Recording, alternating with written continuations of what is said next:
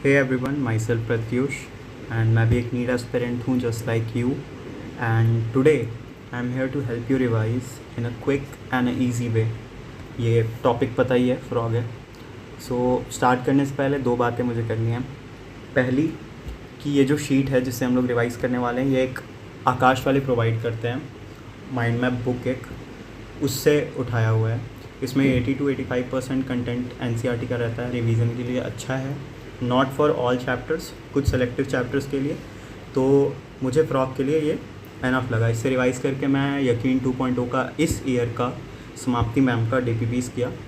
तो I am not gonna lie, 90% आपसे बन जाएगा. Again the second thing is कि अगर किसी ने पढ़ा ही नहीं है कभी भी frog and cockroach and stuff, so वो ये सब ना देखे. आई वुड रेफ़र कि आप लोग फुल लेंथ लेक्चर देखिए. समाप्ति मैम हो गई, सी पहुजा मैम हो गई, या अनमोल शर्मा सर हो गए, कोई भी रिनाउंड अच्छे टीचर से आप लोग जाकर पढ़िए. फिर जब रिवीजन की बारी आए तब आप ये सब देखिए. So let's get started. बस यही बातें करनी थी. And this is my first video by the way, and this experience is also new for me. So let's get started. Start करते हैं इंट्रोडक्शन से. फ्रॉग का साइंटिफिक नेम होता है राना टिग्रिना. लिविंग वर्ल्ड चैप्टर में हम पढ़े हैं कि राना यहाँ पे जीनस होगा और ये स्पेसिफिक एपिथेट होगा. क्लास इसका होता है एम्फीबिया. एनिमल किंगडम से आप लोगों को पता है कि ये एम्फीबिया है. उससे भी पहला किंगडम इसका एनिमल होगा. ये भी अगर किसी को आइडिया नहीं है तो लगा ले. एंड चैप्टर का नेम भी ऑब्वियसली एनिमल है, तो हम लोग एनिमल में ही डील कर रहे हैं. हैबिटेट पे देखते हैं तो habitat fresh water and land दोनों में आपको मिलेगा ऑब्वियसली, इसीलिए वो एम्फीबिया से है. ओके, हैबिटेट पे आते हैं. तो हैबिटेट इसका है पोयोकिलोथर्म. पोयोकिलोथर्म क्या होता है? कोल्ड ब्लडेड होता है, यानी कि टेम्परेचर जैसा भी इन्वॉल्वमेंट में होगा उनके बॉडी का टेम्परेचर भी वही हो जाएगा. तो इसका फ़ायदा और नुकसान दोनों पूछ सकता है आपसे. इसका फ़ायदा क्या है कि बॉडी को ज़्यादा एनर्जी नहीं लगेगा अपना बॉडी टेम्परेचर को मेंटेन करने में एक.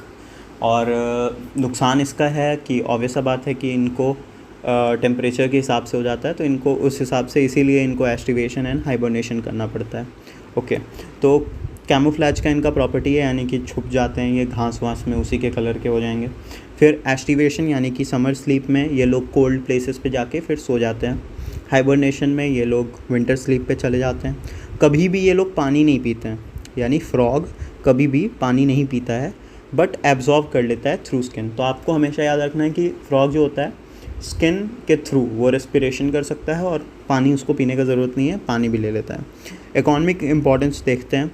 तो इकोनॉमिक इम्पॉर्टेंस में beneficial to the mankind, obvious सा बात है मैन काइंड के लिए बेनिफिशियल है. इन अ वे, कैसे, किस वे में? तो इंसेक्ट्स को खा जाता है, और ख़ास करके क्रॉप्स को जो मतलब हानि पहुंचाते हैं, हार्म करते हैं, वैसे इंसेक्ट्स को खा जाता है. सेकंड इज़ कि इकोलॉजिकल बैलेंस मेंटेन करने में काम करता है. लिंक है एक फूड चेन का और फूड वेब का. थर्ड, इसका जो मस्कुलर लेग्स आपको दिख रहा है यहाँ पे, मस्कुलर लेग्स, इसको पकाकर खाते हैं दूसरे कंट्री में, तो एज अ फूड भी इसका काम है. अब इसमें इस चैप्टर में हम लोग को दो चीज़ पढ़ना है, morpho and anatomy of a frog. तो मॉर्फोलॉजी का बात करते हैं, तो बाहर से फ्रॉग कैसा दिख रहा है क्या नहीं है, ये मॉर्फो होता है. तो उसको देख लेते हैं. वो इतने छोटे से शीट में आपका पूरा कवर्ड है, तो ये पार्ट इसका अच्छा है.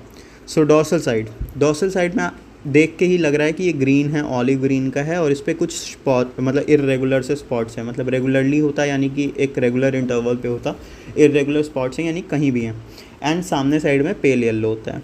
ओके, येलो इसका टेस्टीज भी होता है शायद से, आगे हम लोग पढ़ेंगे. ओके, सो बॉडी डिवीज़न इसका हेड और ट्रंक्स के बीच में, कोई भी टेल या नेक आपको नहीं दिखता है यहाँ पे, वही चीज़ लिखा है. लिम्स इसका जो होता है वो स्विमिंग में हेल्प करता है, लीपिंग यानी कि कूदने में हेल्प करता है, वॉकिंग में हेल्प करता है, बरोइंग में हेल्प करता है. उसके बाद इसका फोर लिम्ब और हाइंड लिम्ब का देखते हैं, बात करते हैं.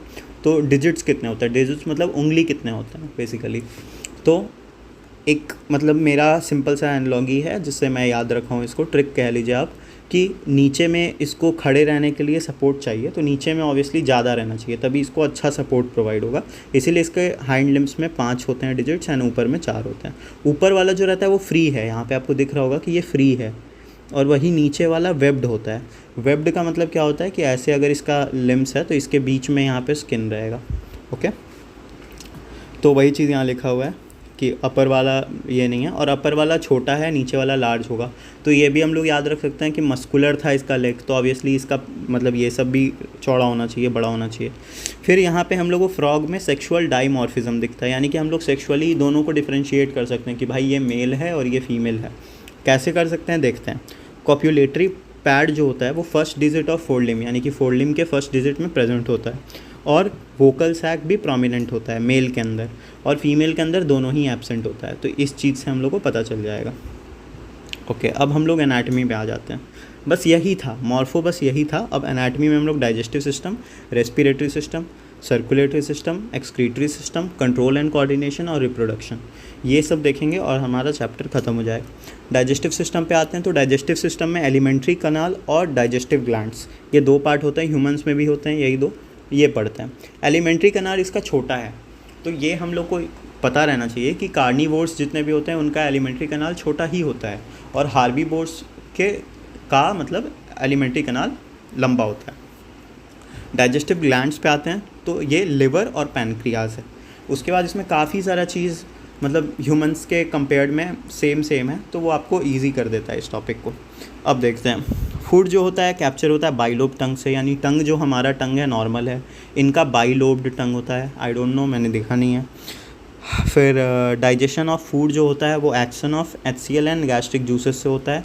ये एक काफ़ी इजी सा थिंग है कि मतलब ह्यूमंस में भी HCl और गैस्ट्रिक जूसेस ही होते हैं स्टमक में, और इसमें क्या होता है फिर बाद में लिवर भी बाइल जूस और ये सब प्रोड्यूस करता है जो कि इसको हेल्प करता है, वो आगे हम लोग पढ़ेंगे।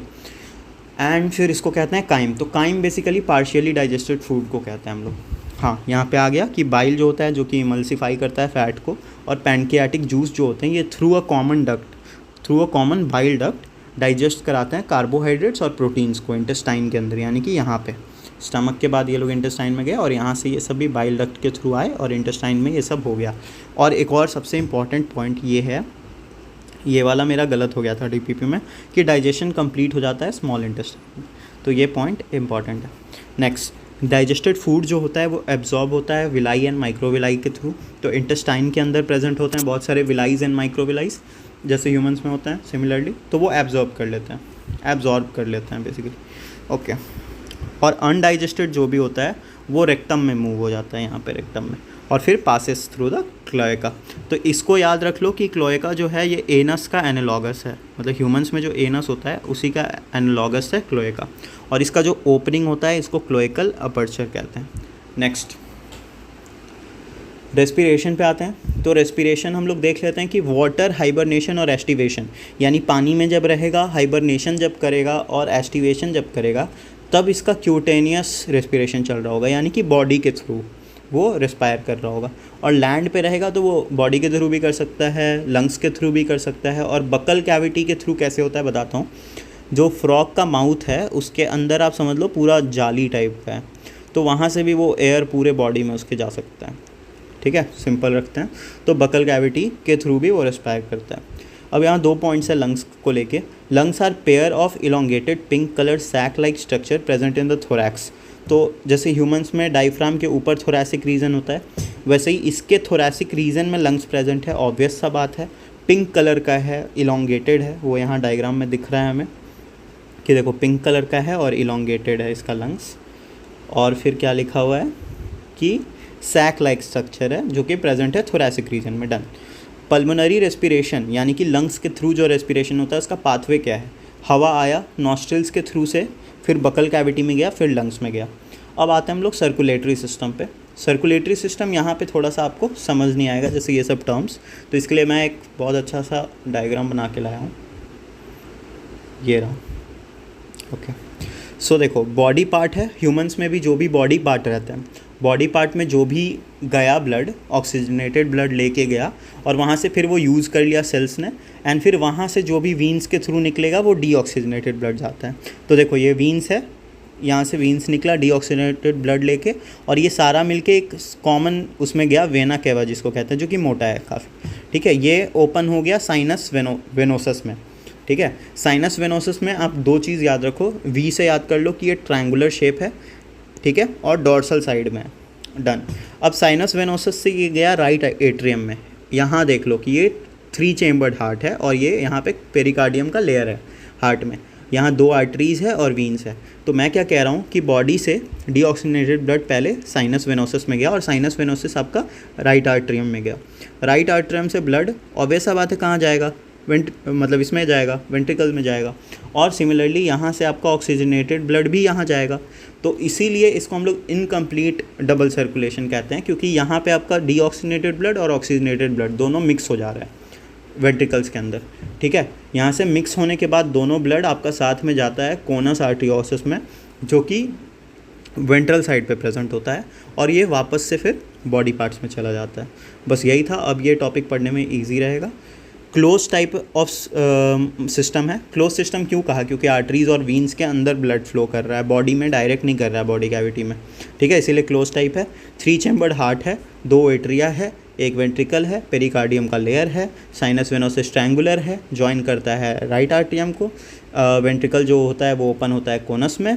फिर उसके बाद आपका, हाँ, ये सेम ह्यूमंस जैसा है कि जो ब्लड सिस्टम जो भी वो आर्टरीज वीन्स फ्लो करता है लिवर में, वो हेपाटिक पोर्टल सिस्टम के थ्रू करता है इंटेस्टाइन से लिवर में, और आपका ये लोअर पार्ट ऑफ बॉडी और किडनी में रीनल पोर्टल सिस्टम होता है। सेम ह्यूमंस में भी यही होता है।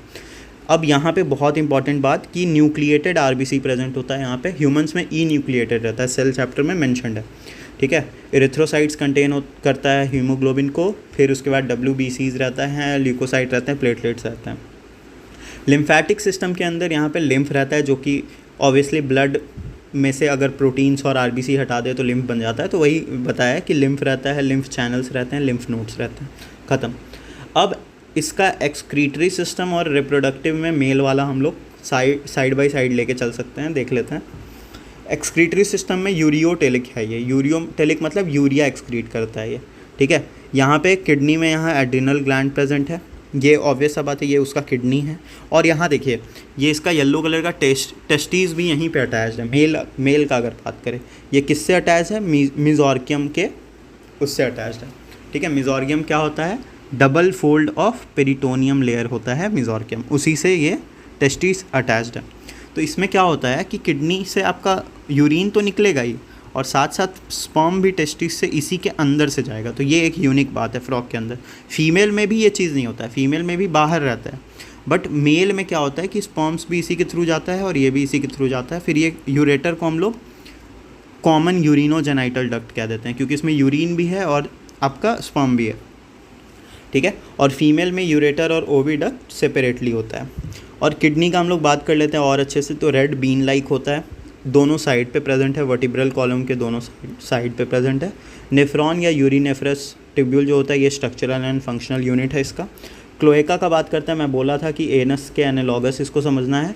तो क्लोएका जो होता है वो स्मॉल है, मीडियम चैम्बर है, हेल्प करता है store and pass faecal matter, urine, sperm to the exterior via cloacal aperture. Cloacal aperture कुछ नहीं, ओपनिंग को कहते हैं। जैसे ह्यूमन के मेल के रिप्रोडक्टिव ऑर्गन में यहाँ पे हम लोग इसको यूरेथ्रल मीटस कहते हैं, वैसे ही यहाँ पे इसको हम लोग क्लोएकल अपर्चर कहते हैं। फिर यूरिनरी ब्लैडर भी यहाँ पे प्रेजेंट है, जो कि रेड बीन लाइक होता है, वेंट्रल टू रेक्टम, यानी कि ये रेक्टम है उसके वेंट्रल साइड में ये प्रेजेंट है, और ये ओपन होता है इनटू द क्लोएका, ठीक है। ये भी क्लोएका में ओपन होता है। फिर उसके बाद रेक्टम, ऑब्वियस सा बात है, ये रेक्टम है हमारा। फिर आ जाते हैं हम लोग रिप्रोडक्टिव सिस्टम भी पढ़ लेते हैं। अब मेल वाला पढ़ने में बहुत ही आसान हो जाएगा। यहाँ हम लोग देखें कि टेस्टीज़ है और ये इससे अटैच्ड है। वही चीज़ यहाँ लिखा है कि एक पेयर है टेस्टीज़ का, 1 and 2, ठीक है। उसके बाद येलोइश कलर का है, ओवॉइड शेप का है, ठीक है, ओवॉइड शेप का है। अटैच है अपर पार्ट ऑफ किडनी से, double fold of peritoneum layer, जिसको मिजोर्कियम कहते हैं, उससे अटैच्ड है। डन। ये जो है ये फैट बॉडीज़ है, दोनों साइड प्रेजेंट है। वासा एफरेंसिया 10 से 12 है इन नंबर, और ओपन होता है बिडर कनाल्स में। बिडर्स कनाल यहीं पे प्रेजेंट है। फिर ये फाइनली कम्युनिकेट करता है यूरोजेनाइटल, यानी यूरेटर को ही हम लोग बोलते हैं यूरोजेनाइटल डक्ट, उससे, ठीक है। तो इसका पाथवे क्या हो जाएगा, रूट ऑफ स्पर्म क्या हो जाएगा, टेस्टिस से एफरेंसिया में गया, उससे बिडर्स कनाल, उससे यूरोजेनाइटल डक्ट यानी यूरेटर, उससे क्लोएका यानी एनस, और उससे क्लोएकल अपर्चर। फीमेल का बात करते हैं तो इसमें अलग रहता है ओवरी। ओवरी भी एक पेयर है, नियर किडनी है। फंक्शन कनेक्शन कुछ नहीं है, फंक्शनल कनेक्शन किडनी से इसका कुछ नहीं है, दोनों अलग अलग है। ओवी डक्ट है यहाँ पे अलग से प्रेजेंट, एक पेयर में जो कि ओपन होता है सेपरेटली इनटू द क्लोएका। फिर यहाँ पे भी यूरेटर, क्लोएका, क्लोएकल अपर्चर सब सेम है, यूरिनरी ब्लैडर भी सेम है। तो इसका रूट अब हम लोग देख लेते हैं। तो इसका रूट क्या है, ओवरीज में से निकलेगा एक्स, फिर वो बॉडी कैविटी में गया, वहाँ से ओविडक्ट में गया, इसमें ओविडक्ट में, वहाँ से वो क्लोएका में गया और फिर यहाँ से वो रिलीज़ होगा। डन। अब इसमें हम लोग यहाँ पे की पॉइंट पढ़ लेते हैं। मैच्योर फीमेल जो होती हैं वो 2500 से 3000 ओवा एट अ टाइम प्रोड्यूस कर सकती है, ठीक है। और इतना नंबर उसका क्यों है, क्योंकि वाटर के अंदर ये लोग एक्सटर्नल फर्टिलाइजेशन करते हैं। स्पर्म्स यहाँ रिलीज़ हो जाता है वाटर में, एग्स रिलीज़ हो जाता है और ये जो फ्यूज़ हुआ वही फॉर्म होगा। इसीलिए प्रोबेबिलिटी कम है फ्यूज़ होने का, इसीलिए नंबर ऑफ ओवा ज़्यादा है प्रोबेबिलिटी बढ़ाने के लिए। काफ़ी सारे तो फिशेस वगैरह खा जाते हैं। वही चीज़ लिखा है कि एक्सटर्नल होता है, वाटर में होता है। डेवलपमेंट जो होता है वो लार्वल स्टेज इसका टैडपोल कहलाता है। मेटामॉर्फोसिस देखने को मिलता है, क्यों, क्योंकि टैडपोल में पूंछ टाइप का होता है, बाद में हट जाता है, उसी को मेटामॉर्फोसिस बोलते हैं कि बॉडी में एक मेजर चेंज आया। टैडपोल जो है ये हर्बीवोरस होता है और गिल्स, इसमें यही 2 क्वेश्चंस मेरा गलत हुआ था डीपीपी में, कि टैडपोल जो होता है वो हर्बीवोरस होता है और गिल्स उसमें प्रेजेंट होता है, वो गिल्स को यूज़ करता है, ठीक है।